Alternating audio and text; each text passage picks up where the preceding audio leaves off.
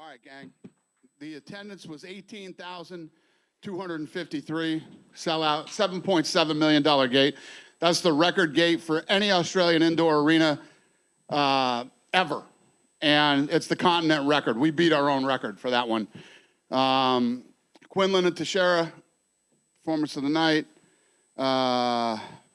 Rongju and Steele for the fight of the night. Did I fuck that up? You know what I meant. No, performance of the night, fight of the night. $50,000 for all of them. Congrats to them. And I want to thank New South Wales government and Destination New South Wales for their ongoing support of the UFC and helping to bring this event to Sydney. Love you guys. Appreciate it. Go ahead. Let's talk about the main event. You know, great performance by DDP. Won every round on 2 of the judges' scorecards. Felt like Sean Strickland never really got out of first gear. What's your take on the fight and how do you view it? I agree with you. Sean is usually really good at shutting people down. And like Izzy, when he fought Izzy felt like it looked like he couldn't get into a rhythm. And he was in his face, pressuring him the whole time. Feels like that was what Dricus did. I'll tell you something fascinating that I noticed tonight for the first time. I don't know why. See if you notice this. So Sean Strickland, the way that he acts leading up to fights, right? Normally when you have people who act the way that he acts, you see signs of it in a fight. Who is more focused, professional, and solid in a fight than he is? You know, when he gets hurt, no sticking out the tongue or no, that didn't hurt me, anything. The guy stays focused, keeps coming forward. There's never any hint of how he acts outside the octagon when he's in there. Absolute professional the whole time. It's actually fascinating. I don't know if I've ever seen that with a guy who acts the way he does leading up to fights. It must just be his happy place or something. Huh? It must be his happy place. I don't know. Or this is all, you know what I mean? I've never seen a guy so solid and professional. Gets his nose broke, snaps it back into place and keeps fighting. Gets hit with some nasty shots. When he gets hit with big shots, he doesn't start shaking his head and doing all the goofy things that people like that do. I mean, you can go into any combat sport and you've seen it. Nobody was more professional during the fight than this guy is. It's fascinating, actually. And another thing on Strickland as well that I think all the talking makes people sort of overlook is that he's very tough as well. Like, he ate some big shots from DDP. The nose thing, like, usually if you see a fighter freak out from the pain, they lose their composure. Like you said, he just gets right back into it and dials back in. 100%. Never,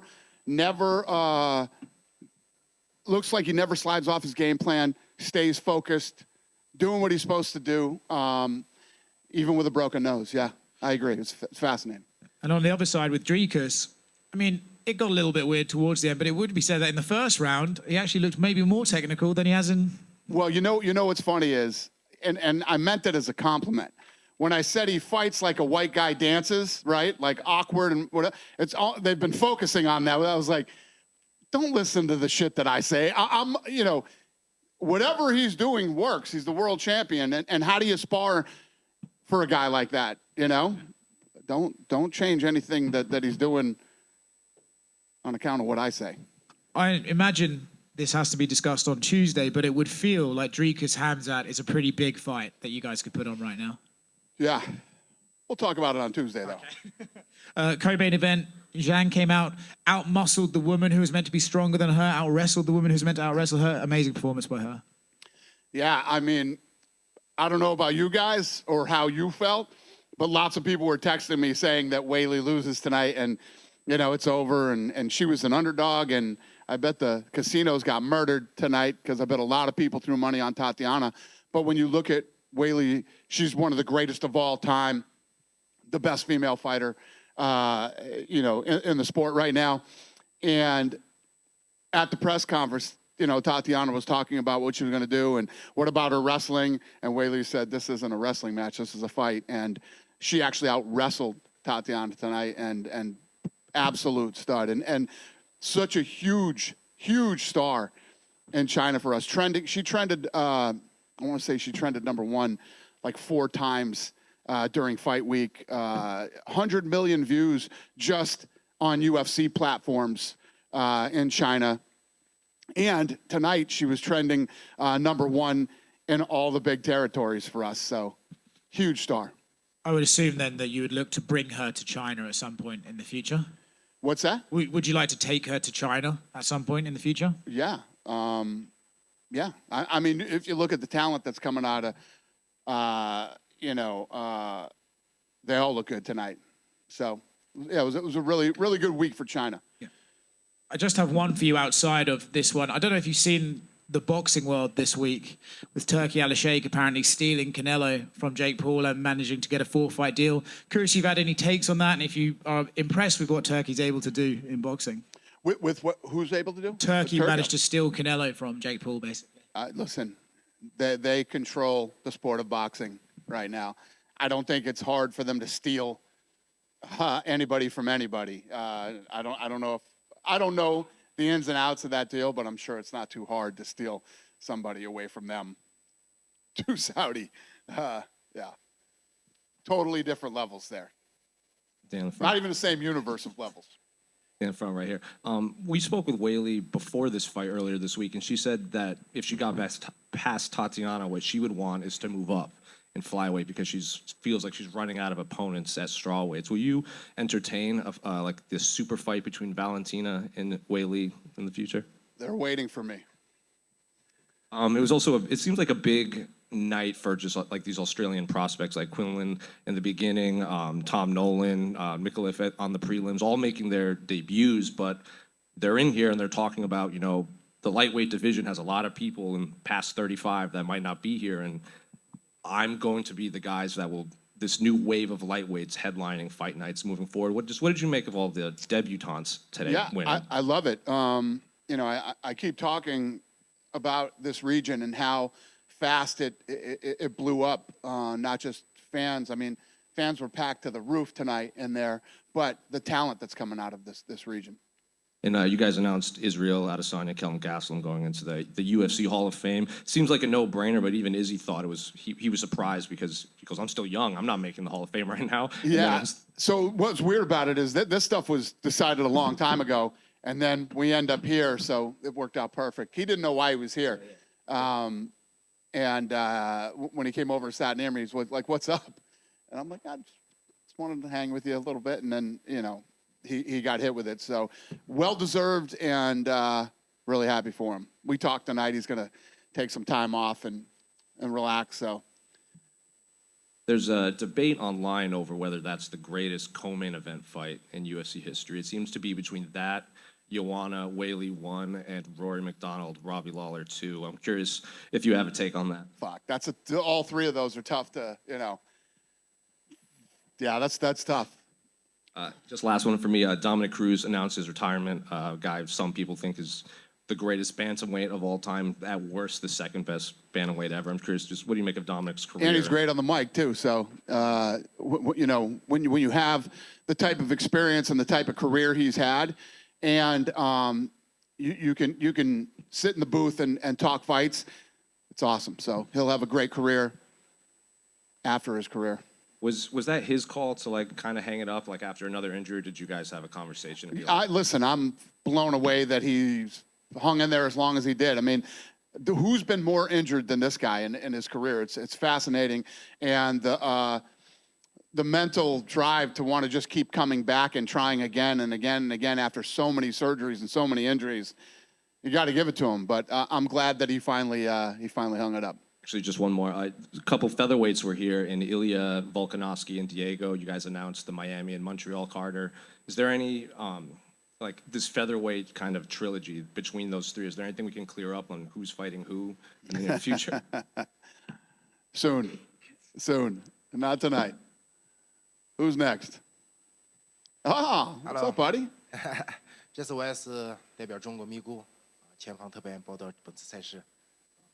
你心中的 PCP 第一是谁？是维利吗？ Hi, this is Leach from Migu. First question for you is, do you still think Valentina is the pound-for-pound number one, or Weili is the pound-for-pound number one right now? Valentina or Weili as the pound for pound? That's a good one. Yeah. I fucking hate answering these questions because I love them both. Maybe we'll just have to find out. 这是大家都很关心的问题。下一场你会安排他和子弹打吗？我们很想知道，也很期待这场比赛。Yeah, we're really looking forward to this fight, Weili versus Valentina. Do you think this will happen? It's a possibility. It's a possibility. 今年中国赛有的话，老板也希望你能来到中国，很多粉丝们都期待你来感受一下中国人的热情。If there's a China event this year, hopefully, Dana, you can come to China, and a lot of fans is looking forward to seeing you in China. Well, thank you. Yeah, I've already said this week I'm definitely going to China, and I'm going to tour all around mainland, and yeah, I got a lot of plans this year for China. I will be there, and like I was telling these guys earlier, Weili and her team are waiting out here for me right now. So I don't know, and I do know what they want. 今天中国的成千上万的粉丝都在关注这场比赛，而且在整场比赛来看，韦利也没有受太大的伤。是粉丝们希望你都能跟韦利安排2场比赛，今年大家很期待。Yeah, Weili seems very dominated, and she don't have any injury. Do you think she can fight multiple times in 2025? Yeah, no, I don't disagree. Yeah, she looked absolutely dominant tonight. She looked great. As far as I know, she's healthy and came out of that fight with 0 injuries. So yeah, yes, the answer is yes, yes. We'll see what she wants. And, you know, she's at a point in her career now and everything that she's accomplished that whatever she has to ask me in the hallway back here, I'm probably going to say yes. Thank you， 谢谢老板。Thank you. Dana, just straight ahead in between these two cameras. Yep. Hi. Obviously, there was a bit of talk in the build-up to this event with the tax that the fighters get coming here. I just wondered if there was any conversation between yourself and the Premier or the New South Wales government for any potential alleviation in that regard? About what, taxes? Taxes for the fighters, if there's any conversation between you and the government about maybe taking them, helping out with the tax? If I had that kind of power, I'd be negotiating that shit for myself in the United States, too. Unfortunately, my friends, we all have to pay taxes. It sucks, but it is what it is. Do you understand the fans being a little bit disappointed that, you know, the fighters don't have that incentive to come all the way to Australia because of how high the tax is? Yeah, it's no different than if we go to New York or California or some of these other states. Yeah, taxes are an unfortunate, you know, but I think that there is, I mean, these guys can file and get some of the money back. I mean, you can file and get some of the money back as far as I'm aware of. But yeah, listen, no matter what side of the fence you sit on or what you believe in, we can all agree that taxes suck. I don't think there's any argument with anybody on that one. They suck, but there's something we got to pay. Just in the back right here, Dana. Yep. Well, touching on what you just said there is a tax treaty between Australia and the US, so US fighters at least aren't double taxed, so you're on the money there. Sincerely, I do want to also thank you for coming to Sydney. The vibe here was unmatched. Speaking about great Australian fighters, Steve Erceg was set to fight Asu Almabayev, and now the main event of UFC Mexico City is him against Brandon Moreno. I'd love to understand the build-up of that and why that fight changed. Shit, I have no idea. I don't remember how or why it did. I don't know. I couldn't honestly answer that question for you right now. That's right. That's right. I also wanted to ask you a question about Jairzinho Rozenstruik. After his fight against Pavlovich, there were reports going around that maybe he's not with the UFC anymore. He posted that onto his ex that was the case. Did he request his release, or was he not re-signed? What was the situation there? Yeah, I don't. He was either cut or not re-signed. Okay. Thank you so much. Yep. Hey, Dana. Yep. With multi-fight deal in Australia and it being a bigger market, what's the likelihood of another card coming back to New Zealand? Coming back to New Zealand? That's a good question. I can't answer that one off the top of my head either. But yes, obviously, I mean, look at tonight. Look how successful this event is, and you know, this is a big event for us tonight. Again, we broke the record. Trending, you know, #1 in the United States, #3 in Brazil, #1 in Australia, #4 in France. There's, you know, what people don't understand is when we move this thing around and we go to different parts of the world, #1 in China, off and on the entire week, 100 million views for Chinese content just on UFC platforms, not including, it's just, it's big. It's big. A lot of people don't understand this business and how this business really works. Most people don't. Media, you know, and a lot of other, you know, people who follow the sport. Tonight was a big event for the UFC, massive. So we'll be back here soon. And it's every event seems to break records. There has to be a cap eventually. Is there a risk of outpricing fans to be able to attend? What's the question? The events keep breaking records. There must be a cap at one point. Do you think you may be reaching a point to outprice the fans?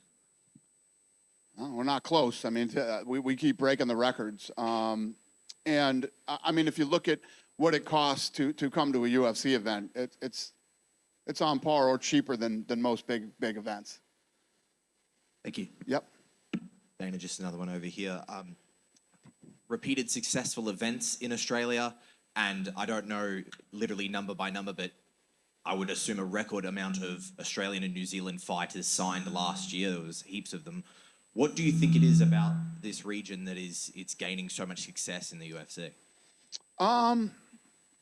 You know, I think that when I first started this thing, right, the three no-brainers for me were the United States, Mexico, and the UK, traditionally big boxing countries. But Australia, when you really think about it, does make a lot of sense too. A lot of tough people here. You guys got rugby, soccer, and a couple other sports. I saw fucking pillow fighting on fucking TV tonight here in Australia.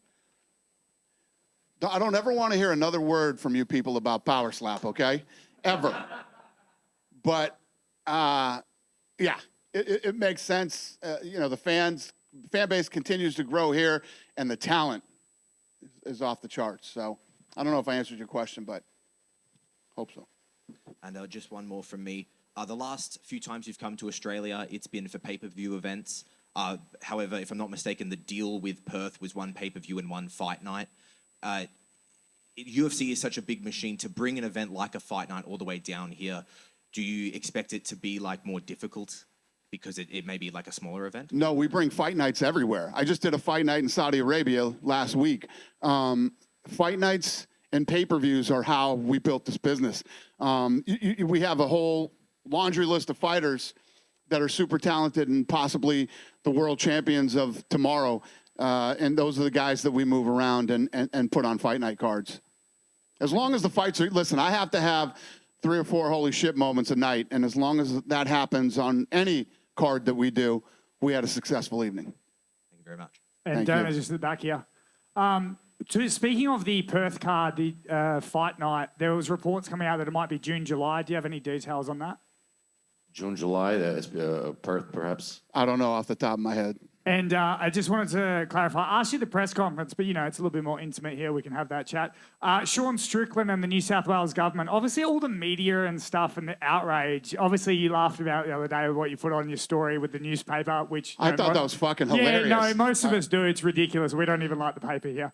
But listen, for a place that is so tough and the people... Everything on land and the water can kill you. You have the biggest pussies I've ever seen in the media in my life. I saw a story where a guy was like, I saw Dana do a podcast with the Premier and it physically made me sick. Holy fucking shit. You guys have to have the biggest pussies of all time in the media here. Just for the record, but go ahead. What's the question? The question is, does anyone in the government at all go, please not Strickland, or does that ever get back to you at all? I do that. Are you kidding me? I do that. It is what it is. You know my stance on this. You know, we're going to take guys and girls that say a lot of things and do a lot of things. I'm a big believer in free speech. And, you know, it probably seems worse when you come here because your media are such weak human beings. I thought we had weak media. You guys win hands down. Do you say anything or do you literally just ignore them? Like, did they actually voice it to you at all? We were actually laughing about it. We were reading the story in the back and cracking up at that guy. That guy's got to be the biggest fucking wimp on planet Earth. So no one from the government, though, actually goes, pulls you aside? Okay, cool. No. Well, then, fuck those guys. Even your people know that your fucking media are weak. They even know. They know it. You know it. We all know it now. I didn't know. Now I know. Good. Have a great night, you guys. And thank you, Australia. You guys are the best.